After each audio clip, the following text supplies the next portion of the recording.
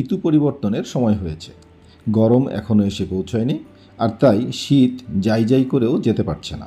গরম আর শীতের এই টানাপোড়েনের সুযোগে নানা ধরনের রোগ জীবাণু নিজেদেরকে সুসংহত করে আক্রমণের প্রস্তুতি নিচ্ছে।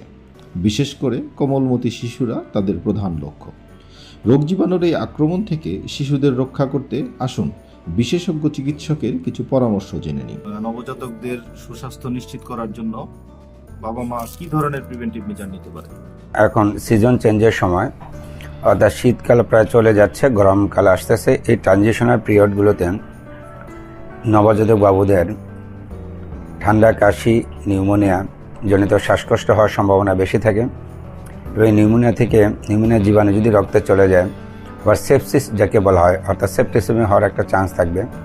ছোট্ট বাবুদের তাড়াতাড়ি আবার ব্রেনে জীবাণু চলে যায়, তাদের মেনিনজাইটিস অর্থাৎ ব্রেনের প্রদাহ, ব্রেনের যে মেমব্রেন থাকে তার প্রদাহ হওয়ার চান্স থাকে। সেই জন্য এই ছোট্ট বাবুদের ব্যাপারে খুব সতর্ক থাকতে হবে। সতর্কতামূলক ব্যবস্থার মধ্যে সবচেয়ে জরুরি যেটা দরকার তা হলো মা বাচ্চাকে, তার বাবুকে ঘন ঘন বুকের দুধ খাওয়াবেন। প্রতি 2 থেকে 3 ঘন্টা পর পর বুকের দুধ খাওয়াবেন। বাচ্চাদের যদি নাক বন্ধ হয়ে থাকে, নাকটাকে পরিষ্কার করে দিতে হবে। সুন্দর করে একটু জাস্ট পরিষ্কার একটা স্টিকে ওইখানে একটু নরম পরিষ্কার কাপড় নিয়ে সেটাকে নর্মাল স্যালাইনের একটু দিয়ে নাকটা পরিষ্কার করে দেন। নাক যেন বন্ধ না থাকে সেদিকে খেয়াল রাখা লাগবে। নাককে কটন বার দিতে খুব সাবধান, কারণ কটন বারের যে কটন থাকে অনেক সময় নাকে এটা থেকে যেতে পারে, সেই ক্ষেত্রে বাচ্চাদের বিপদ হতে পারে, সেই ক্ষেত্রে সাবধান থাকা লাগবে।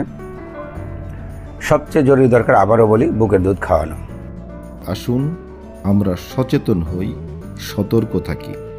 সুস্থ সুন্দরভাবে বেড়ে উঠুক প্রতিটি ঘরের প্রতিটি নবজাতক ও শিশু সন্তানেরা, যারা জাতির ভবিষ্যৎ কর্ণধার।